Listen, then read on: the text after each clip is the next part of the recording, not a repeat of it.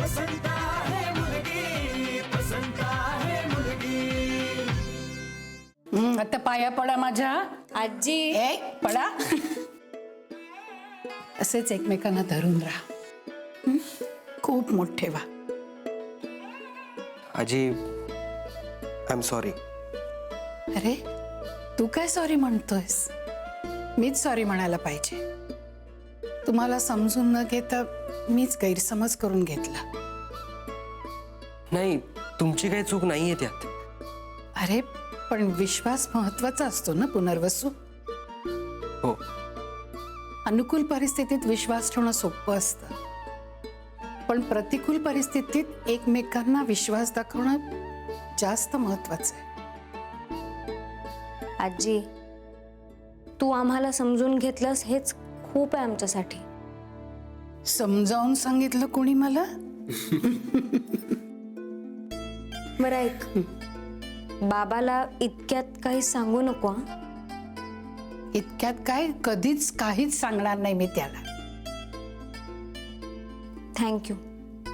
तुम्ही माईंना बीपीचा त्रास सुरू झाला असं सांगितलं, मग हे बरोबरच आहे. शेवटी माणुसकी महत्वाची. पण विद्याधरला या लग्नाची खबर लागता कामा नये. काहीही झालं तरी. आजी तू नको काळजी करूस. अगं नाहीतर मग ना सगळं संपलंच बाळा. हो नाही कळणार त्याला. हो, आणि आम्हीही या लग्नाकडे एक उपचार म्हणून बघतोय. आमच्यासाठी आमचं खरं लग्न म्हणजे कोर्टात झालेलं लग्न आहे. हो, उर्मी म्हणाली मला, कळलंय ते. फक्त या लग्नाचा गाजावाजा होणार नाही एवढी काळजी घ्या. विद्याधरला कळलं ना तर सगळी गडबड होईल. हो, आम्हाला कल्पना आहे त्याची. नाहीतर दादा, रागावू नकोस पुनर्वसू, पण दादाही मला विद्याधर सारखेच एककल्ली वाटतात. एका वेळेस एक म्हणजे एकच, दुसरं तिसरं बाकी काही नको बघायला. आणि ना ते समोरासमोर शक्यतो न आलेले बरे. आम्हालाही तसंच वाटतंय. आणि ते समोरासमोर आले ना तर एकमेकांना शिंगावरच घेतील. इट्स नॉट फनी आजी. अगं मला कल्पनेमध्ये तसं वाटलंय. मग काय, हिला ना टेन्शन मध्ये अजिबात हसू येत नाही. फार मोठा प्रॉब्लेम आहे हिचा. आणि कोणी हसलं की फार राग येतो. म्हणजे ही स्वतःही हसणार नाही आणि लोकांना सुद्धा हसू देणार नाही. अरे मग काय हसू कसं काय येतं तुम्हाला? येतं हसू. हसा मग. अरे उर्मी, अरे पुराण भांडू नकास एकमेकांशी. या सगळ्यात तुम्ही एकत्र असलं पाहिजे.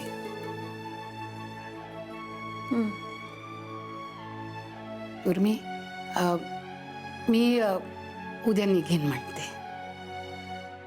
आजी तर तुम्हाला सगळं कळलंच आहे तर थांबा की अजून. नाही नाही, नातीकडे इतकं राहणं बरोबर नाही रे पुनर्वसू. मग नातवाकडे म्हणून राहा. पुनर्वसू, अरे तू हे बोललास खूप झालं माझ्यासाठी. असेच एकमेकांना सांभाळा. एकत्र राहा.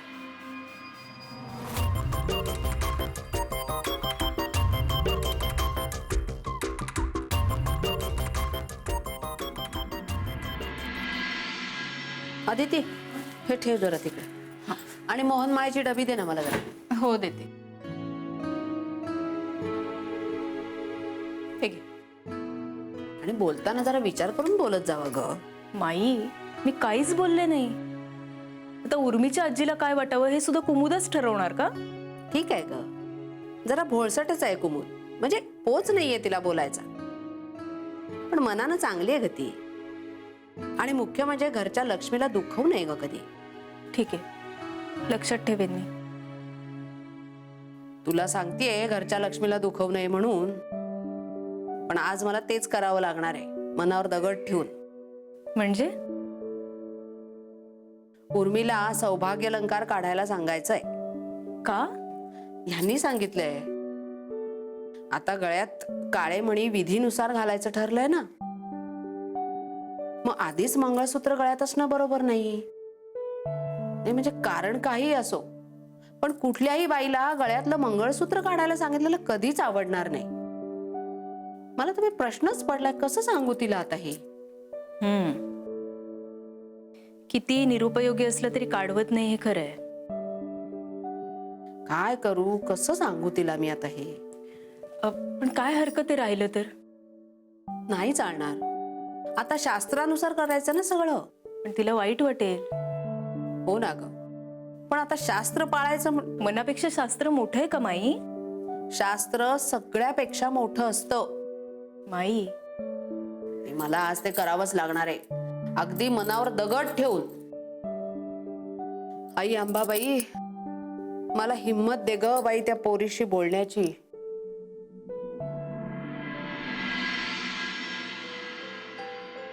या घरात मला किंमत तर कधीच नव्हती, पण आता मला कळलंय की ह्या घरात मला कुणीच समजून घेत नाहीये.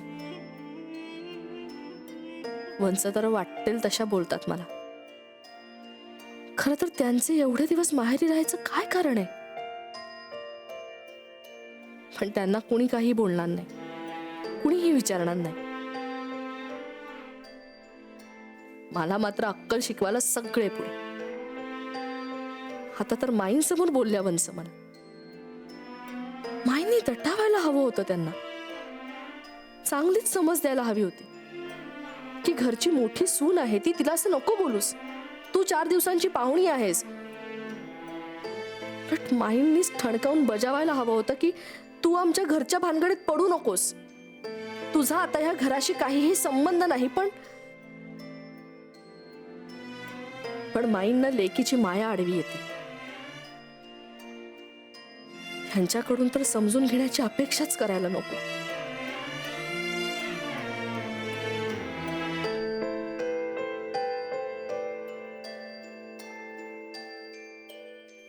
मला कुणी नाहीये ना माहेरचं. मन मोकळं करावं तरी कुणापुढे?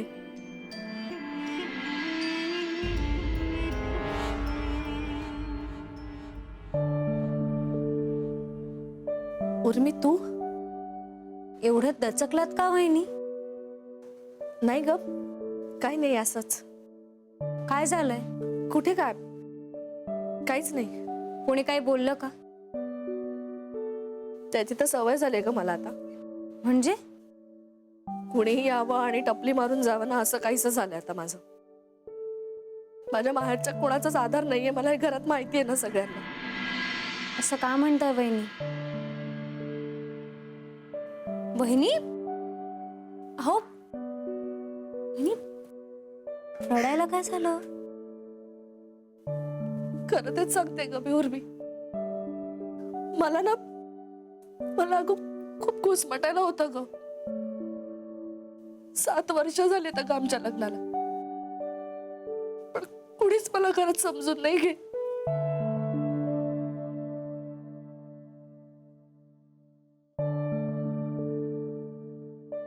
असो, आपण ना नंतर बोलू. कुणी बघितलं तर मला परत बोलणी खावी लागतील.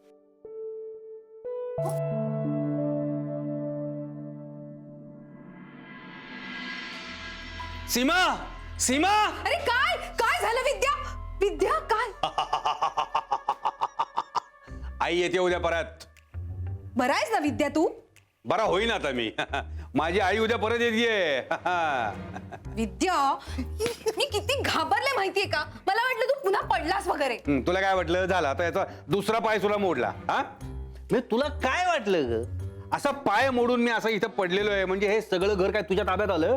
हे बघ, असं समजायचं नाही. हा, सांगून ठेवतो मी, उद्या आई येईल माझी परत. बाप रे, एक दिवस जरा बरा चहा मिळाला तर शपथ या घरात. हो का? हो, म्हणजे आई उर्मीकडे गेल्यापासून एकही चहा मला चांगला या स्वरूपात मिळालेला नाही. बरं बरं, मग एक काम कर, आता उद्या आई आल्या ना की मग आईंकडनंच मागा चहा. तोपर्यंत माझ्याकडे मागू नकोस. नाही नाही, ठीक आहे, तुला एक आज शेवटची संधी देण्यात येईल. आज बरा केलास ना चहा तर उद्यापासून तुला कंटिन्यू करण्यात येईल. कळलं? हा, आज शेवटची संधी. उत्तम चहा बनव, नाही तर मग उद्या आईकडनंच घेईन मी. बरं बरं विद्या, नौटंकी, तू काही सुधारायचं नाहीस. हा, आणि जरा चहा करताना तिखट कमी करा. चहा काय ना, आलं हे चवीपुरतं वापरायचं असतं चहामध्ये. चहाच्या पावडरी एवढं आलं घालायचं नसतं. विद्या हा आणते चहा. आण. मारते कशाला एवढी आई.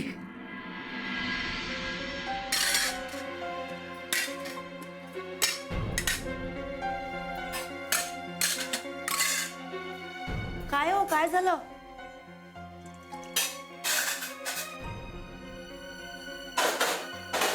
वहिनी, काय झालं?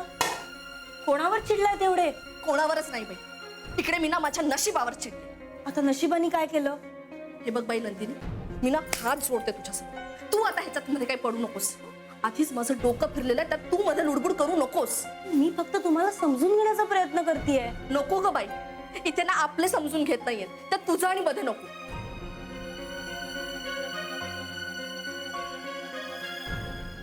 मी काय, माझी चप्पल सुद्धा तुम्हाला समजून घेणार नाही, माझा फायदा नसेल तर.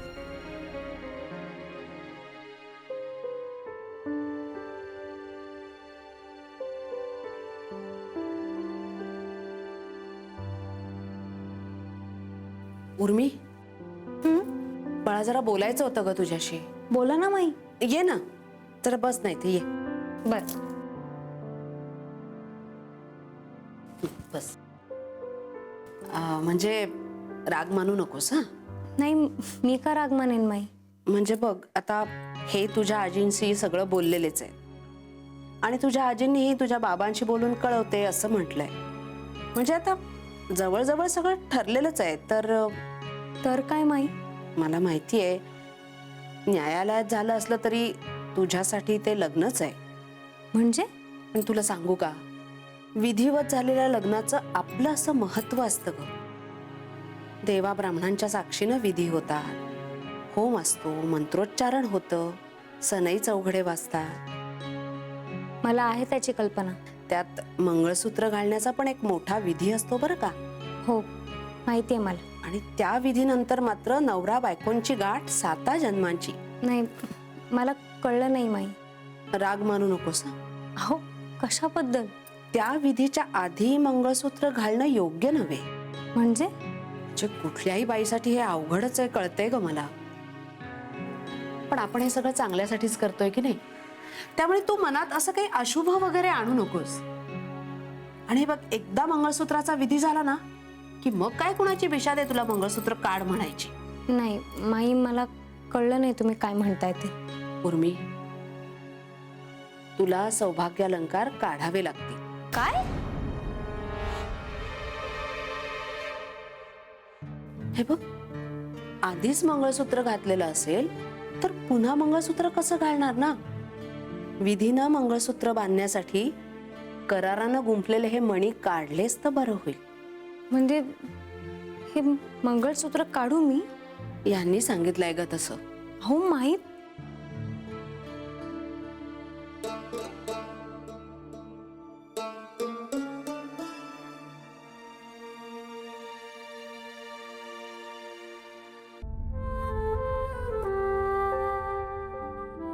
उर्मी, मला कळतंय ग, तुझ्यासाठी फार अवघड आहे, हे सोपं नाहीये. म्हणजे माझाही जीव होत नव्हता तुला हे सांगायला, पण काय करू, ह्यांच्या पुढे कोण आणि काय बोलणार.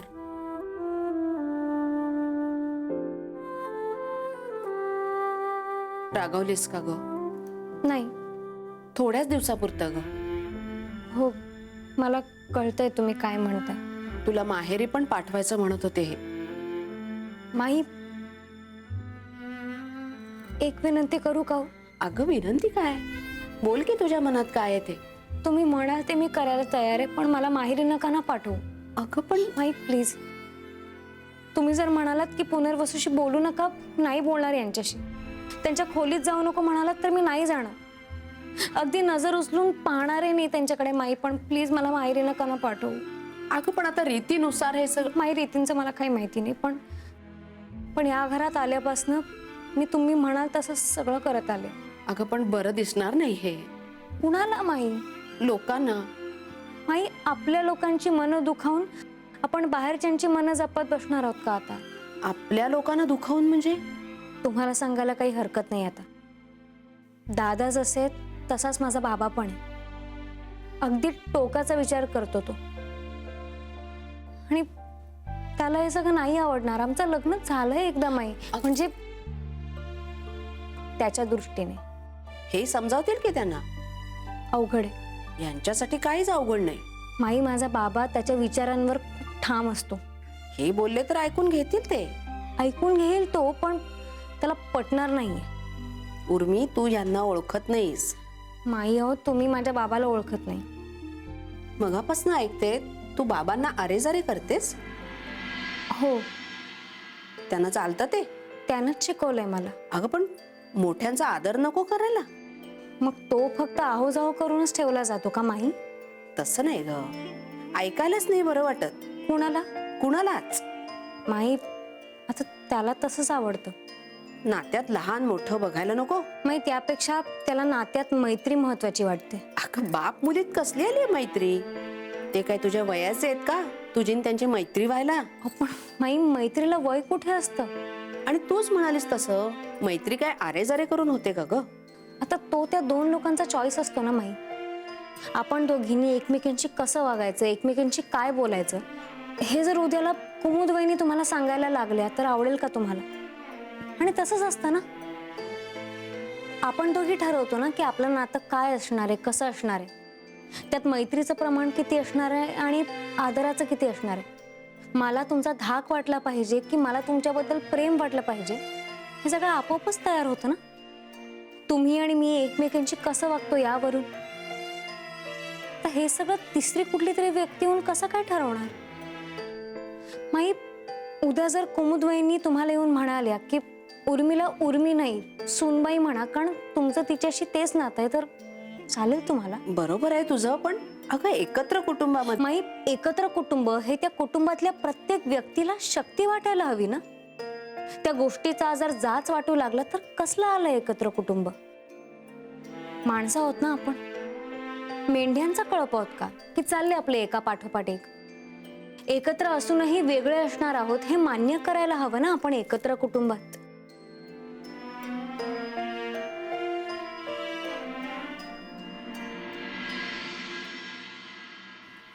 असो, काय मंगळसूत्र आणि बांगड्या काढायच्या आहेत ना?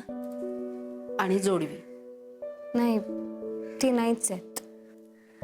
बर, थांबा.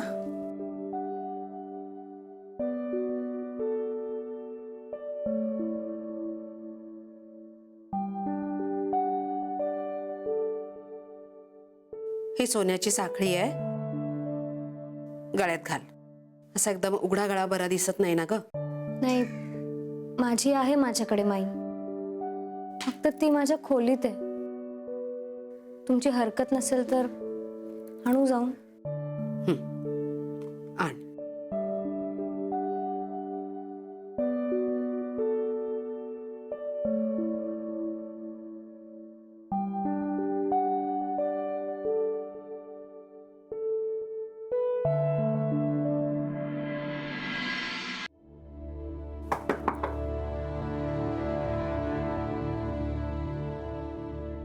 उर्मी,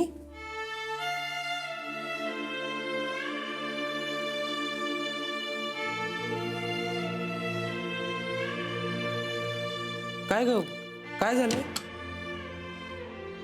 काय नाही, मग चेहरा असा का झालाय तुझा? काय नाही बस. उर्मी, तू सांगणार आहेस का मला? अगं, तू रडतेस? मी वासू, काय? नको प्लीज. अगं, हे बघ, तेवढ्याच जर कोणी पाहिलं ना तर परत तेवढ्यावर ना राडे होतील. नको प्लीज. अगं पण मी निघतेच आहे. का जायच्या आधी तू रडते काय ते तरी सांग. वासू, मला मंगळसूत्र काढायला लावलं कोणी? माईंनी. का? ते त्यांचं काहीतरी शास्त्र आहे. फक्त रडण्यासारखं काय आहे? मलाही तेच कळत नाही. पण वासू, ते मंगळसूत्र काढताना ना मला खूप वाईट वाटत होतं.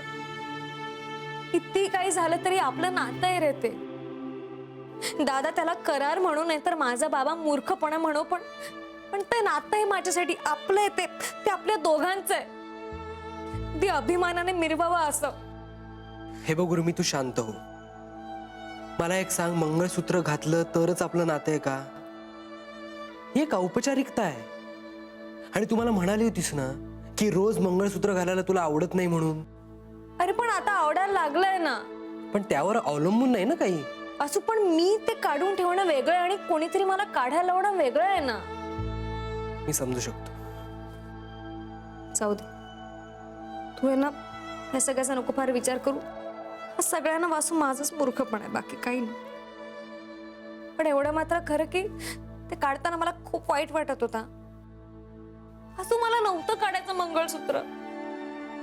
तू नाही, निदान तू घातलेलं मंगळसूत्र होतं माझ्यासोबत. I am sorry. I am sorry Vasu. जे हे बघ, मला नाही रडायचंय, पण मला सतत रडू येते. मी काय करू? मला खूप त्रास होतोय, मला दुःख होतंय या सगळ्याचं वासू. ते खरं तर मीच तुला इतके दिवस गेले सांगते की आणखीन काही दिवस, पण मला ना आता झेपेन असं झालंय हे सगळं. या घरात नवीन दृष्टिकोन आणण्याचं शिवधनुष्य ना मला झेपेनाचं झालंय वासू. उर्मी, उर्मी.